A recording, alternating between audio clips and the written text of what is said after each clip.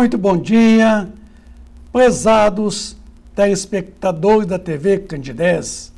É com muita alegria que o programa Nova Era, esse programa espírita, nesta manhã desse sábado, traz mais uma das suas edições. O programa Nova Era, ele é uma realização da AME, Aliança Municipal Espírita de Divinópolis, com a cooperação do CEP, Centro de Estudos e Pesquisas Espíritas de Divinópolis. Traz, nesse sábado, mais uma temática em continuidade com relação àquilo que está sendo falado todos os sábados. A formação da história da Bíblia, onde nós questionamos se isso é fato ou fake news. Dizem que a Bíblia é a palavra de Deus. Seria realmente a Bíblia um manuscrito da palavra de Deus? Será que Deus manifesta aos homens somente através da Bíblia? Não haveria outros meios? Fatos ou fake news? Doutrina Espírita vem desmistificar, nesta manhã desse sábado, essa temática de suma importância. A história da formação da Bíblia, falando da sua 8ª parte. Vamos falar hoje exclusivamente do Evangelho segundo o Espiritismo. E sua sequência lógica, sua sequência racional, a sua abrangência, como sendo a revivescência do cristianismo puro do Cristo, de 2000 anos atrás. Temos 3 livros aqui apresentados. Qual dos 3 que você escolheria? Nós temos a Bíblia, tá? A Bíblia judaica, contendo somente 39 livros. Temos a Bíblia protestante, contendo somente 66 livros. E temos a Bíblia católica, contendo 73 livros. Temos o Novo Testamento, é o chamado cânone do Novo Testamento, contendo somente 27 livros, que é o Evangelho de Jesus. E o livro, o Evangelho segundo o Espiritismo, que está muito bem aqui esposado, tá?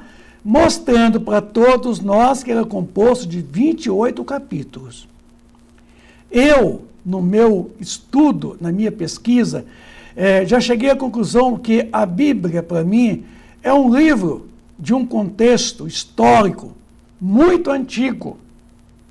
Tá?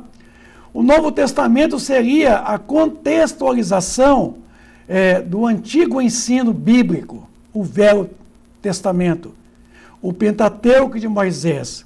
Então, o Novo Testamento, que é o Evangelho de Jesus, é uma contextualização dos 5 livros de Moisés e o ensino moral. E o Evangelho segundo o Espiritismo, ele vem trazer uma contextualização mais nova, mais lógica, mais racional.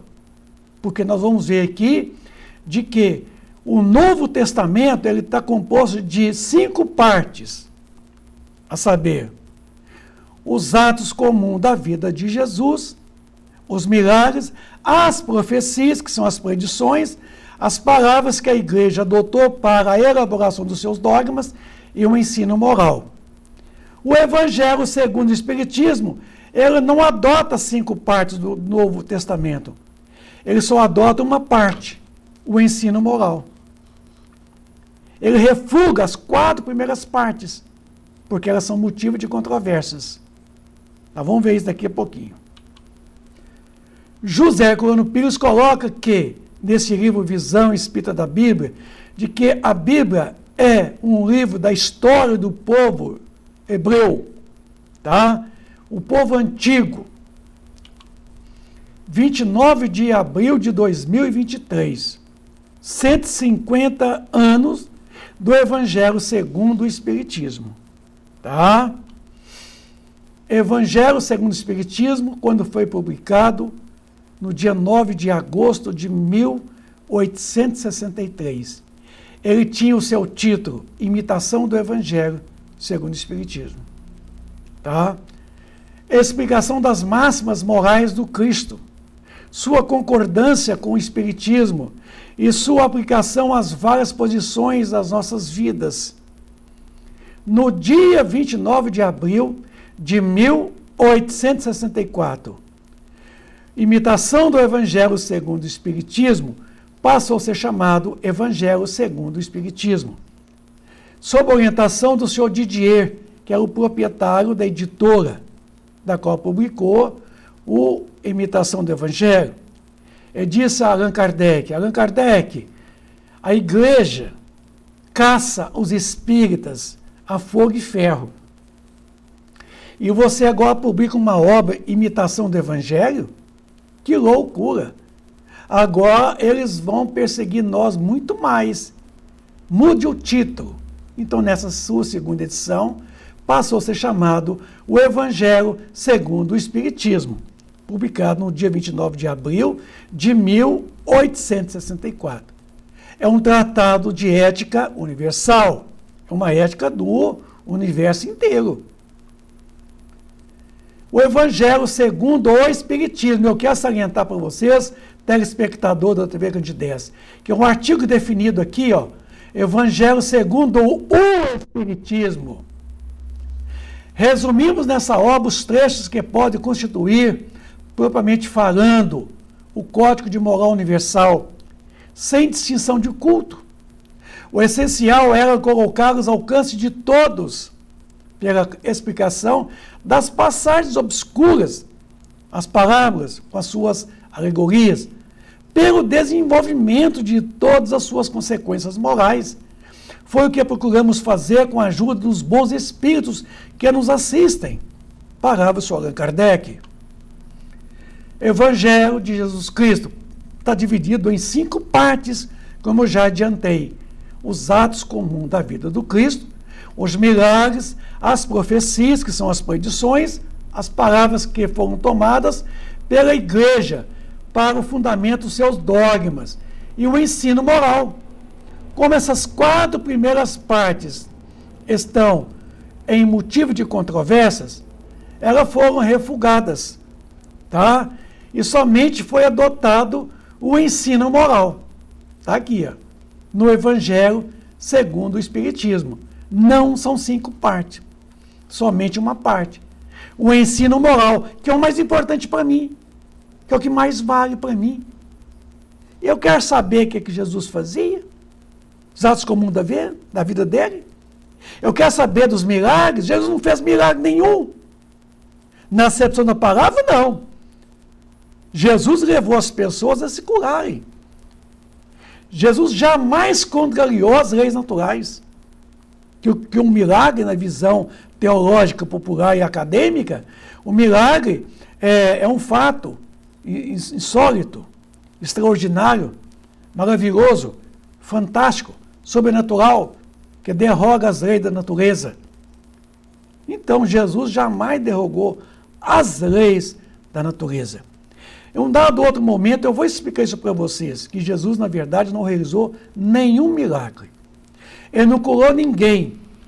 Ele levou as pessoas a se buscarem a própria cura.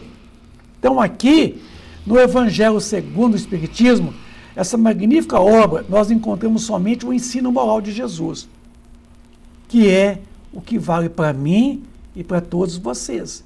É o que nós precisamos conhecer. É o que nós precisamos fazer. É esse ensino moral, vivenciá-lo. 28 capítulos versando sobre o Evangelho de Jesus Cristo. Tá?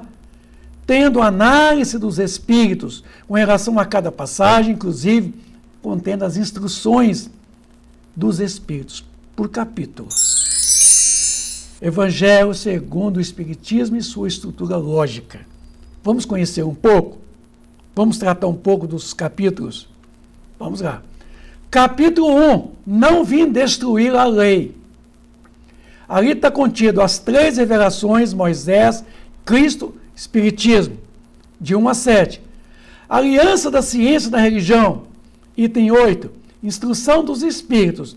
A nova era. O item de 9 a 11. Vamos lá. Moisés, a primeira revelação. Né? O profeta que Deus encarregou de revelar as suas leis, estabelecendo assim os 10 mandamentos, o código moral. Não se passou quase 2000 anos, veio Jesus dizendo: eu sou o caminho, eu sou a verdade, eu sou a vida. A segunda revelação das leis de Moisés, contextualizando tudo aquilo que Moisés já havia trago há 2000 anos atrás, antes de Jesus. Eu sou a luz do mundo, quem me segue não viverá em trevas. Então Jesus, ele veio ensinar a lei do amor, porque a lei de Moisés ensinava a questão da justiça. O Deus de Moisés era um Deus vingativo, tirano, irascível, Deus guerreiro, Deus bravo. O Deus de Jesus é Deus Pai, misericordioso, bondoso, justo e bom. Então, Jesus, segundo a revelação das leis divinas. E aí, não passou quase 2000 anos, veio a terceira revelação. A doutrina espírita. São 165 anos de revelação da terceira revelação. A doutrina espírita. Revelando tudo que Moisés nos trouxe, que Jesus e que não pôde falar no seu tempo. O Espiritismo vem consolidar, vem arrematar a obra. Moisés começou, Jesus continuou, o Espiritismo arrematará através da doutrina espírita. Então vamos lá. Nesse item 1, no item 5, capítulo 1, desculpa, no item 5, olha o que é que nos falou a espiritualidade. O Espiritismo é a nova ciência que vem revelar aos homens, por meio de provas irrecusáveis, a existência, a natureza do mundo espiritual e suas relações com o mundo corporal. Ele falou a nova ciência. Ele não falou a ciência nova, tá? Porque ele não está falando de outra ciência.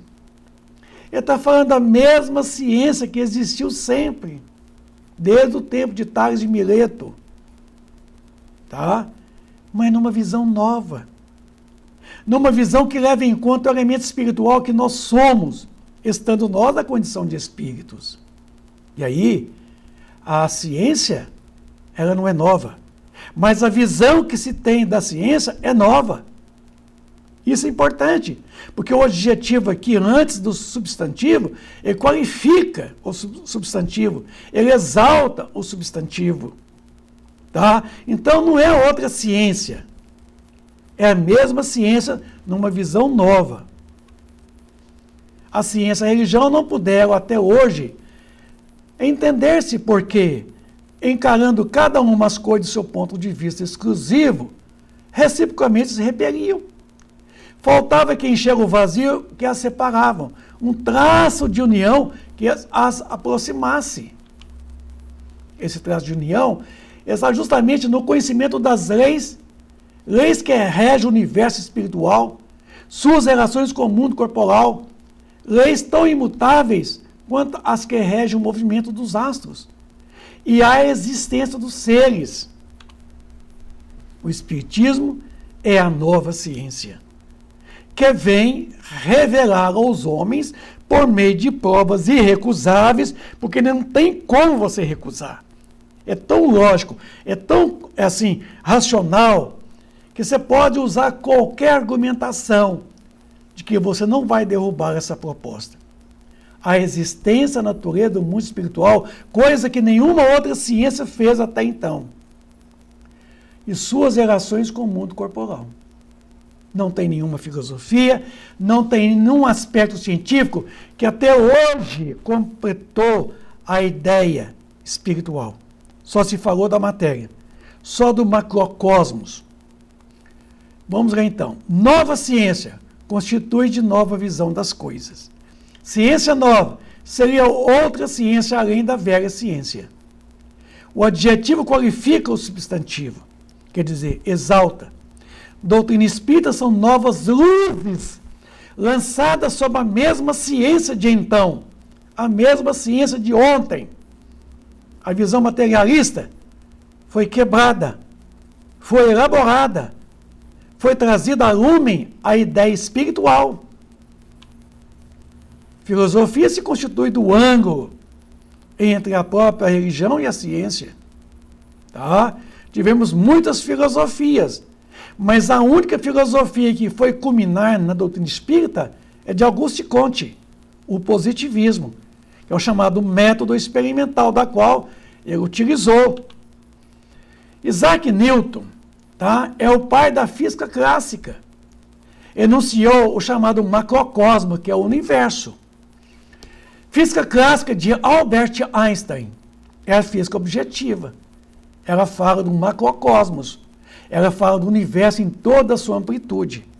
Já a física quântica, através da mecânica quântica, é a chamada física quantitativa, objetiva. Ela fala do microcosmos.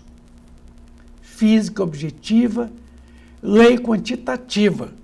Quer dizer, quando uma lei diz em seu enunciado que há uma interdependência entre a intensidade da causa e a intensidade do efeito, esta lei por si só, quantitativa. Física subjetiva, lei qualitativa. Quando uma lei diz em seu enunciado que há uma interdependência entre a qualidade da causa e a qualidade do efeito, esta lei é uma lei qualitativa. Então, a doutrina espírita é física qualitativa.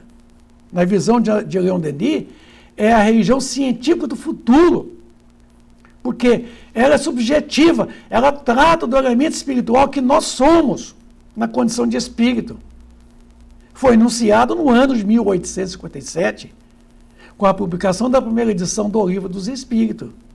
Doutrina espírita é física qualitativa, subjetiva, porque ela se constitui da terceira revelação das leis divinas. Aí nós tivemos então Moisés, Jesus e a doutrina espírita, tá? Esta é justamente esta estrutura das três revelações. A doutrina espírita é essa última, é a terceira. A doutrina espírita é ciência, certo? Da religião. Então, será a religião científica do futuro, na visão de Leon Denis. Primeiro capítulo do Evangelho segundo o Espiritismo, não, segundo capítulo, aliás. Meu reino não é deste mundo. Vida futura, de 1 a 3. A realeza de Jesus, item 4. O ponto de vista, de 5 a 7, item. Instruções dos Espíritos, uma realeza terrestre, item 8. Encontramos, então, no seu segundo capítulo, falando da vida futura, da qual Jesus se refere, quando ele tomou como exemplo que a realeza dele não era deste mundo.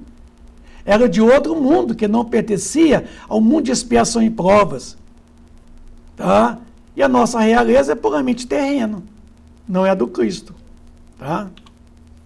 E aqui, então, ele coloca essa importância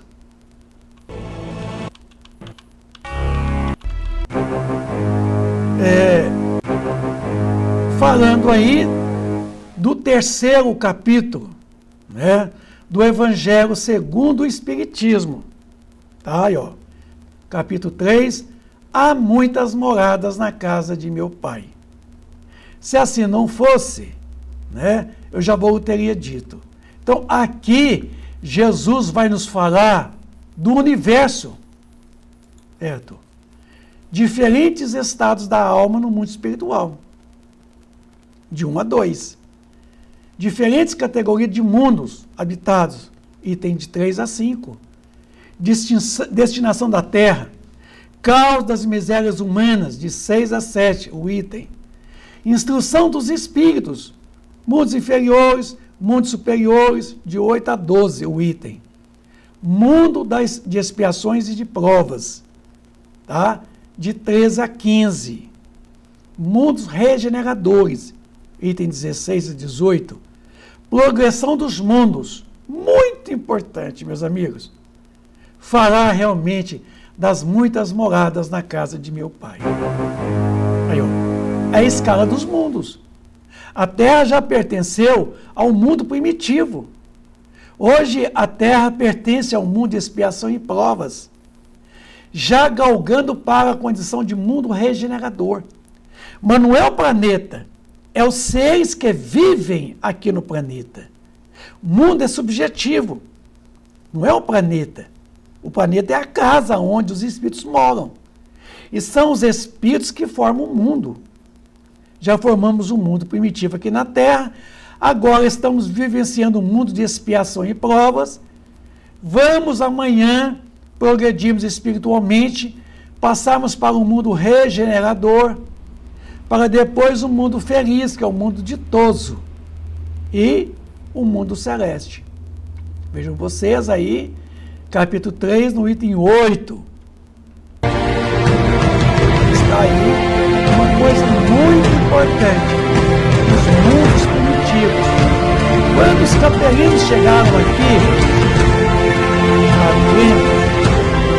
nós não podemos aqui precisar, certo? Por quê? Muitas vezes demorou para mais de 11 mil anos, 12, 15 mil anos. Não importa o tempo. Chegaram aqui, o mundo era primitivo. Tá? Inauguraram o mundo primitivo. Por quê? Os capelinos vieram do sistema de capela, vieram em expiação. E ao chegar aqui, o mundo era primitivo, os seres eram primitivos. Então, se deu início à formação do mundo de expiação e provas, com eles, os capelinos. Então foram eles que iniciaram aqui na Terra um mundo de expiação e provas. Porque eles vieram em expiação lá do mundo de capela. Tá? O mundo que fazia uma transição tanto quanto a Terra está fazendo hoje. Chegaram aqui, o mundo era primitivo. Os seres eram muito ainda bestiais, muitos primitivos, viu? E começou a formação do mundo de expiação e provas, porque eles vieram em expiação e provas. Aí, ó. Estado de expiação e provas, que é a condição hoje. Estado de regeneração, que vai depender unicamente de mim, de vocês, de todos nós, a humanidade. Preste bem atenção, é a humanidade. Mundos ditosos, que são os mundos felizes, que é subjetivo, é a condição nossa, não é o planeta Terra, viu? É a nossa condição que tem que fazer de nós criaturas felizes, tá? Mundos celestes. Aqui, nós notamos aqui, no filme Nosso Lar, foi demonstrada para nós a questão dos mundos transitórios, que são as colônias espirituais. Foi extraído do Nosso Lar,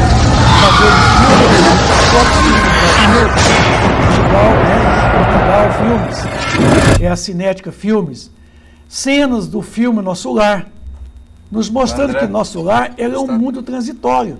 Que lugar é esse? Porque são colônias O que aconteceu aquilo comigo? Para onde nós iremos. Todas as suas perguntas vão ser respondidas no tempo devido. Lídia, eu preciso de explicações. A vida na Terra é que é uma cópia da quina, mas tudo aqui tem um porquê e um sentido, como você vai ver. Como posso mandar uma mensagem para minha família? Preciso vê-los. Como ele era, Clary? Me perdoe. Há corações orando por você. André, o mundo precisa de histórias felizes.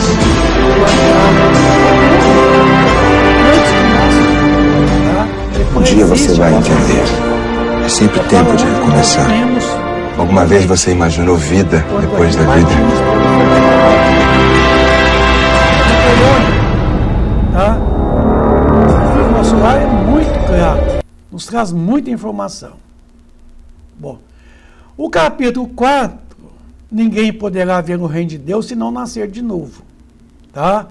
A gente não poderemos agora colocar para vocês, porque nosso tempo já está esgotando. Nós queremos, dizer que no próximo sábado a gente traz, então, maiores informações a respeito, tá bom? Eu agradeço a todos vocês, viu, amigos? Digamos assim, agradecemos a audiência desse sábado, dizer que o programa Nova Era é um programa que é uma realização da AME, Aliança Municipal Espírita de Divinópolis, com a coprodução do CEP, que é o Centro de Estudos e Pesquisa Espírita. Nós convidamos a todos vocês a estar conosco no próximo sábado, quando aqui estaremos novamente dando continuidade, tá? Falando aqui para todos vocês desse 4º capítulo de fundamental importância.